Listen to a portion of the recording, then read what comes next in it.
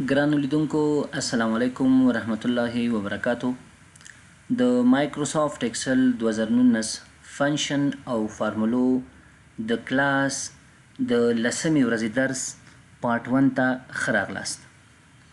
نن دوستانو مونږه په ډیز 360 فنکشن باندې کار کوو. دې دپاره زه راځم مایکروسافت ایکسل خلاصوم.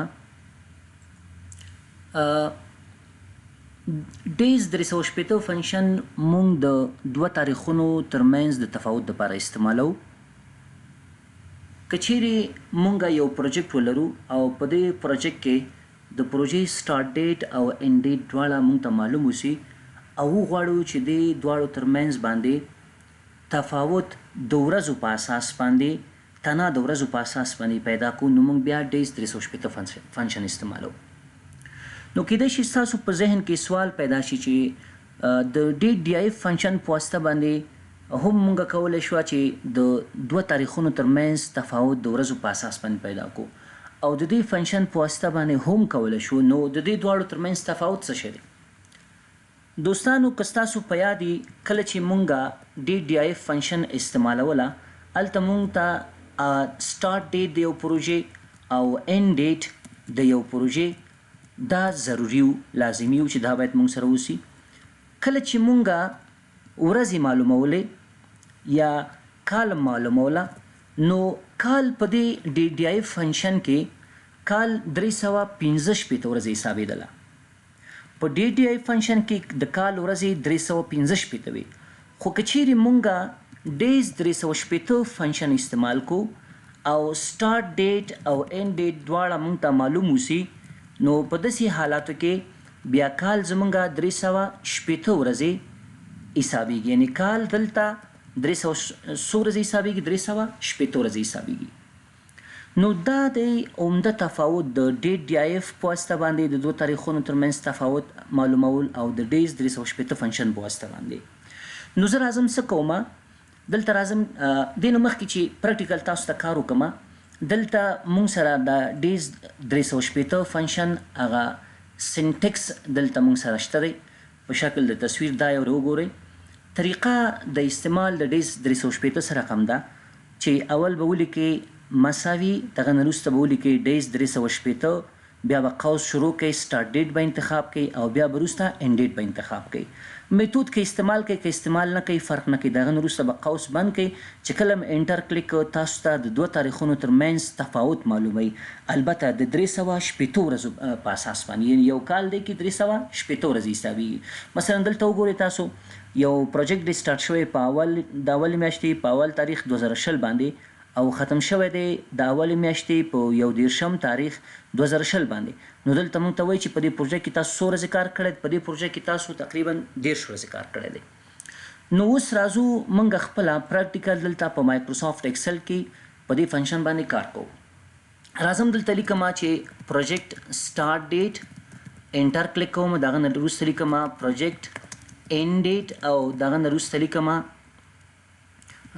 پروجیکټ ډیوریشن بای ډیز او په همدې شکل لاندې راځم لیکم پروجیکټ ډیوریشن بای ایئر یا ایئرس، بیا لیکم پروجیکټ ډیوریشن بای منثس.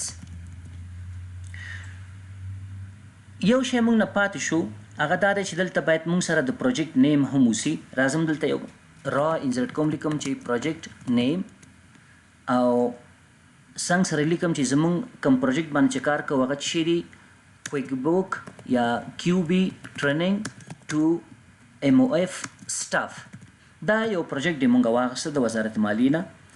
وزارت مالیې یو پروژه اعلان کړې وه چې غواړي خپل ټول کارمندانو ته د کویک بوکس ټریننګ ورکړي. نو دا پروژه مونږ واخیستله. د دې پروژې سټارټ ډیټ چې دی اول د اولې 2019 دی. دا کوم کار چې مونږ کوو دا ټول از اگزامپل دی او اینډ ډیټ د چې دی اول د اولې 2021 دی. اوس که چیرې مونږ وغواړو چې د دې دواړو تاریخونو ترمنځ تفاوت د ورځو په اساس معلوم کړو چې څو ورځې مونږ دلته کار کړی، راځو لیکو مساوي ډیز 360 او دلته لکه څنګه چې په سنټکس کې موږ ته معلومیږي اول سٹارټ ډیټ باندې کلیک کوو، دغه نه وروسته انډ ډیټ باندې کلیک کوو او قوس څه کوو بندو او انټر باندې کلیک کوو.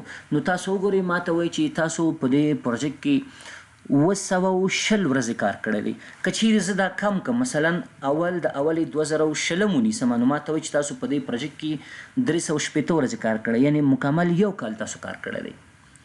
نو اوس که چیرې موږ وغواړو چې د کال په اساس باندې تفاوت معلوم کو یا د میاشت په اساس باندې تفاوت معلوم کو، دې دپاره د په ډیز 360 فنکشن کې کوم خاص داسې فنکشن بل نشته ده یا سب فنکشن یا نسټډ فنکشن چې مونږ هغه استعمال کو دا پیدا کو، خو مونږ منولی کولی شو دا پیدا کو. نو که چیرې وغواړم چې زه معلوم کړم چې څو کاله د پروژې کې مونږ کار کړی د کال په اساس باندې، دا خو د ورځې په اساس باندې څه کوم لازم لیکم مساوي دغه 220 چې دی دا تقسیموم په 360 ځکه یو کال په ډیز 360 فنکشن کې یو کال څو ورځې حسابېږي 360 ورځې حسابېږي.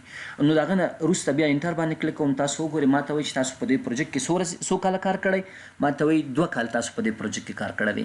که چیرې د میاشتو په اساس باندې مونږ وغواړو تفاوت معلوم کړو نو تاسو ته باید معلومات چې میاشت څو ورځې حسابېږي په ډیز 360 فنکشن کې. میاشت 10 ورځې حسابېږي. لکه څنګه تاسو معلومه وایي دلته راځم لیکم مساوي دا 360 واخله دا تقسیم که په 12 ځکه یو کال 12 میاشتې انټر کلیک کړئ نو ماته وایي چې نو یعنی 10 نتیجه 10 راغله، جواب 10 راغی. دا په دې معنی چې په دې کې یو میاشت 10 ورځې حسابېږي.